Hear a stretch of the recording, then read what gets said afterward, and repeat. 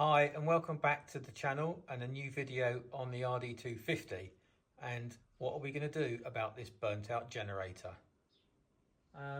It's almost impossible to replace this with anything standard, and even if I did get a second-hand good one, it's it's 40 years old. So how long will it be before the insulation starts to deteriorate on that one too?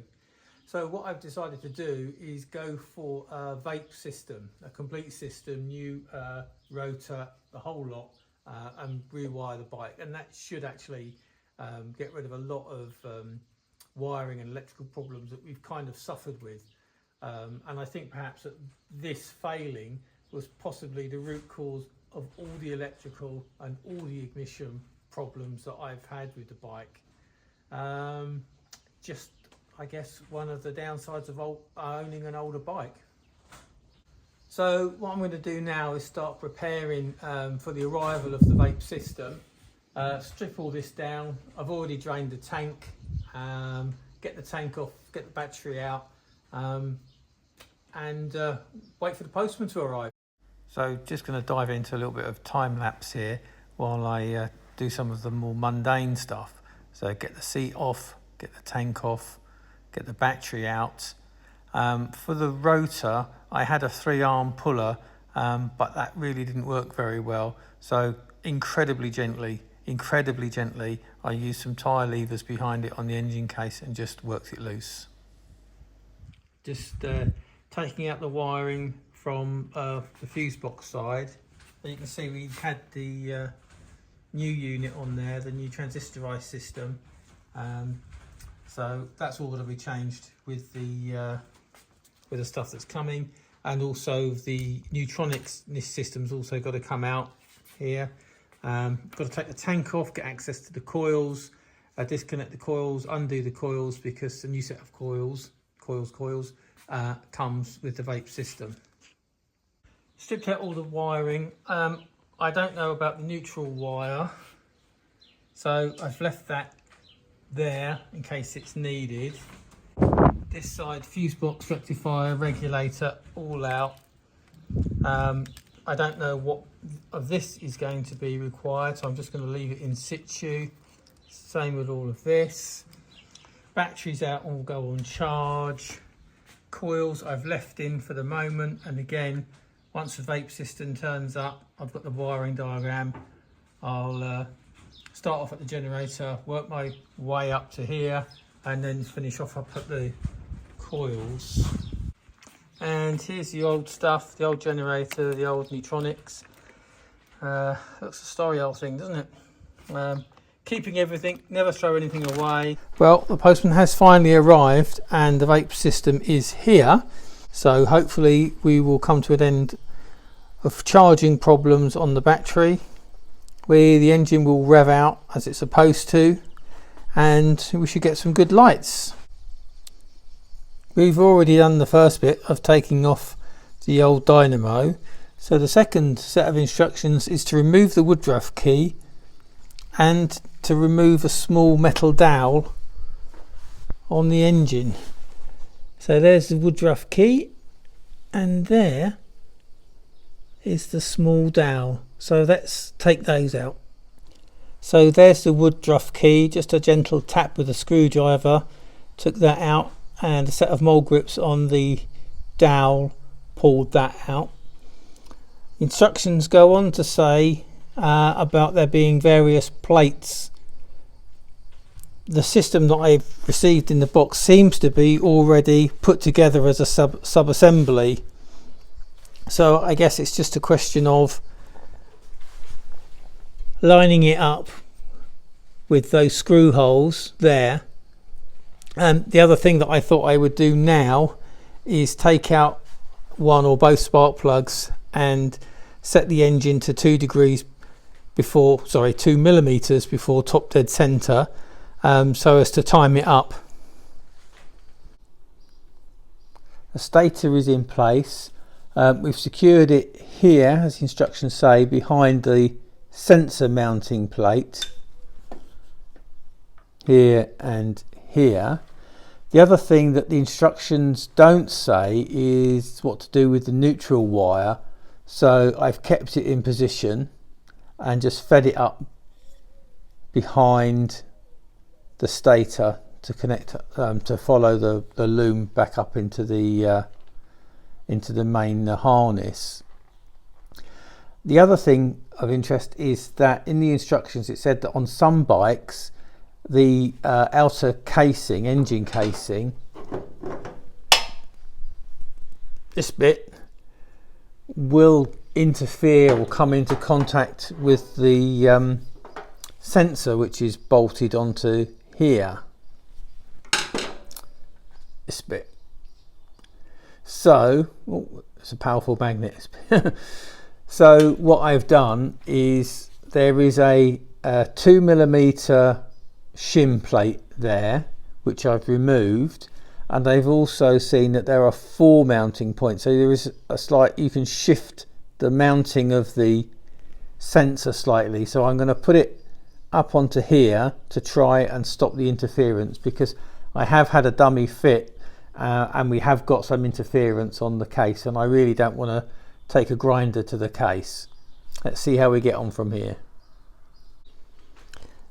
So again, we're just doing things loosely. We're putting things loosely together so that we don't have problems later on. The instructions say that there should be a 1/2 mil gap there between the sensor and that cam lobe, if you like, should be in the middle, so that they, and I think it is. I mean, it's got to be tightened down, the rotor, so I think that will put it into place. If it isn't, there is a factory fitted shim here that can be removed. So we're just going to get it timed up now. Let's just click in over. We're going to time it up and then measure all of this and get all these gaps correct. So with the gap set between the sensor and the rotor, the next thing to do is set the engine to 2 mil before top dead center, which I've done. And now we have to set up the sensor so that the nose, or the tip of the cam, is just over excuse me, just over by 1 degree. So what that means is pulling off the rotor and setting it up here. Now this tool, you can see stuck into the rotor, does not come as a part of the kit. You have to order it separately with the kit, which is, I think, a little bit cheeky considering just how much this thing costs. But as it's a system without a woodruff key as well, you are taking off the rotor to set the timing up exactly, and without it, I do have a puller, but I think the proper tool is well worth the 17-18 euros that it cost. So the rotor's now on, and we have to set the gap between the sensor and what they call in the instructions the nose, which is this little, almost like a cam lobe there. The instructions say between 0.4 and 0.5. I'm going to go for 0.5 just to err on the side of caution in case there is any sort of wobble on the rotor itself. I don't want to damage this. And that is a 1/2 mil feeler gauge, and that's nicely fitted. To adjust the gap, there's a screw here and a screw underneath. Just loosen those slightly and move the sensor block up and down. There we have it. We've got a 1/2 mil gap, and we're over by 1 degree, and we're 2 millimeters from top dead center. So now we're going to move to the other side and have a look at the wiring. So looking deeper in at the electrics now, that's a standard fuse holder and connector for the electrics, and I'm fortunate enough to have this aluminium one, which was especially made to fit the Yambits replacement regulator rectifier. So what I'm going to do is just put a couple of holes in there, tap them out, and then the new rectifier can sit on there. Yeah, so the coils have got to be mounted somewhere like here. I don't really see where else they can go. So what I've done with the vape loom is I just cut the insulation, this outer sleeve, took out the two supply wires here for the electrics, and I also ran up the neutral wire through that same sleeve and connected it to the neutral wire here on the old loom. I'm assuming that's correct. As for the rest of the loom, the original loom, I really don't know what is required. I am guessing that it is all now surplus, because everything, we've got the new power leads here for the electrics, and we have the new leads here for the coils. This is where originally the power leads, two black leads, came out of, and what I'm going to do is just close that up, put a little bit of insulation tape, and then I can run that up to the bike, to the coils. And what I think I'm going to do is, with a couple of M4 bolts, is put the coil in here, just drill a couple of holes, use a couple of spacers, and mount the coils here. Probably low down, I don't want it to interfere with the tank, but there should be room, because the old coil packs that sat here were quite bulky, so I think we should have enough room. So I've tapped in those couple of holes and connected the rectifier to this aluminium backboard that I've got, and now I'm just following the vape wiring diagrams. Now this bike is a 250D from 77, and it is a German bike, so whatever you're using the vape system for, I can only really give you my experience. This is not a definitive how-to. Now the vape system uses brown as ground, and everything else is relatively straightforward. So from the fuse box, that fuse box connector connects into the fuse box, sorry, the connector on the loom as per normal. This connector that went to the old original rectifier, you connect the rectifier from the vape box red to red, so that's positive, and brown to black, that is negative on the vape and negative on the Yamaha. Okay, then for the ignition system, you connect the blue wire to the blue and black wire on here, and then the black wire from the vape, and I've put a Yamaha connector on the end there, goes to the red and white coil feed up here. The other plug for the vape, the yellow, red and white, goes into the yellow, red and white here. The other thing that I found, that there are a couple of additional earths, so there's another brown vape earth here which I shall connect to here, and there's a spur here which looks to me like an earth. So what I have done, I've actually made up another earth cable. It looks like it needs to be earth. I'm going to earth it. So I'm now going to assemble this lot and see if we get a spark. Okay, so I've tidied the wires up, cable tied them all the way in. I've just got to fix the coils into place, but I can tell you we do have a spark, which is great. What we don't have are any lights though, so I need to figure out why we don't have a neutral light and why we don't have the oil light. Perhaps it's in gear. I don't think it is. It isn't. So we just need to look into that. All the other electrics, horn, turn signals, lights, brake lights, everything seems to be working at the moment. So this is just a mock-up of the coil pack. I call it a coil pack because there's 2-in-1 coils, whatever. Here I need to go to the local motor factors and get a couple of M4 bolts and nuts and lock washers and so on, but that's where I decided to put it. I'm hoping that the tank grommets will just slide in here. I guess if I have made a cock up there, I've got a little bit of wriggle room. Maybe drop it down or just use the 1 bolt. Anyway, let's carry on with the wiring. So looking at the engine cover again, we've set up the sensor on the correct gap of 0.5 mil, and we do still have a tiny bit of interference.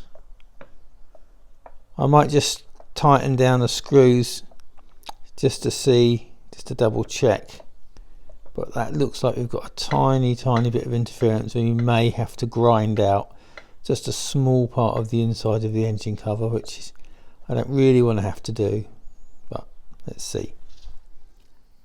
I've now mounted the coils on a couple of M5 bolts. You can see that the bolts go through and then the coils are kind of mounted in the middle there. The other thing that I've done is shorten the HT leads. Took a fair bit out. Even now they're probably a tiny bit long, but I'm going to leave them as they are. So we're all wired up. There's no sign of the neutral light or the oil light yet. I did find the spare earth coming up from the old wiring, and I've connected it up, but it's not made any difference. So perhaps it's just a dodgy switch or something, but that's something I'll look at later. I think the next thing to do really is to put the auxiliary fuel tank on and see if she runs. Okay, so wiring has been checked. Everything looks to be in place. I'm getting a healthy click from the solenoid when the ignition comes on, and we've now got oil light and neutral light. I think it was a problem with the switch. I did connect that spare earth up on the off chance. So now we're going to go for a start.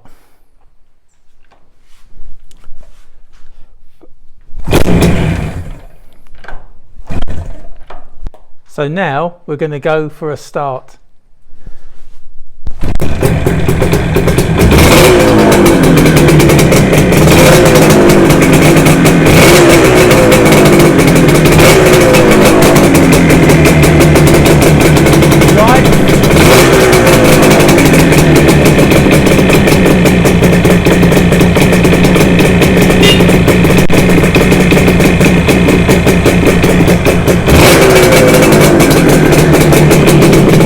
Have a look to see what the battery's charging like.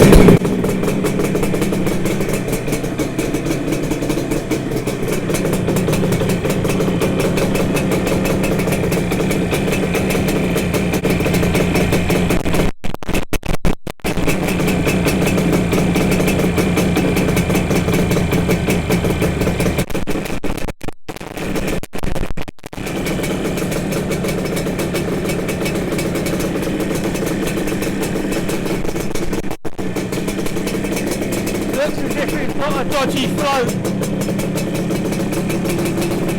so I'll switch it off now.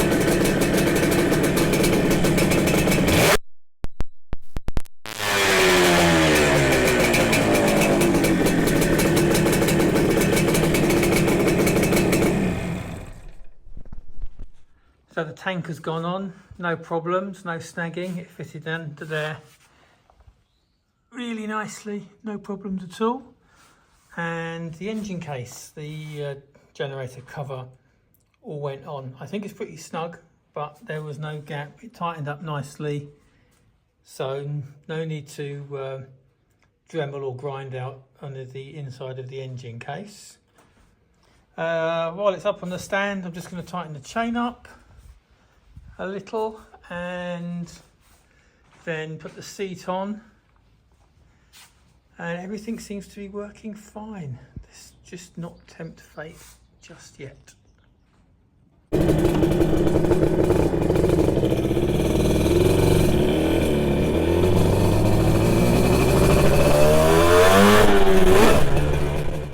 So I've had this vape system on over the weekend and have done about 350 kilometers in total on it, and it's been absolutely perfect. Bike has started first time, and it's ran really well. What do I think of the system as a whole? Well, I mean, it is a bit expensive, but you have to consider that it does bring your ignition and electrical system bang up to date, particularly if you're upgrading from a points-based system. In terms of originality, well, you know, I'm not so die-hard originality. I mean, these bikes were heavily modded back in the day, and I kind of think that's part of the spirit and part of the fun of having them. So from that perspective, I think it's fine. And also, where are you going to get a genuine new old stock generator? You're taking a huge chance if you get a second-hand one. You know, these things are 40 odd years old now. They're going to need updating at some stage. So in overall, I think the vape system is worth it. I think if you are suffering electronic and ignition problems, I think you can have a few. You can certainly take a look at some workarounds and some cheaper options. But in my personal experience, I wish I'd have just bitten the bullet early, bought the system, and it would have saved me hours and hours in the workshop. Hope you found this video interesting. Hope you found it useful. Please like, subscribe and share, and hopefully we'll be putting some more videos out of ride outs and modifications as we go along. Cheers, bye.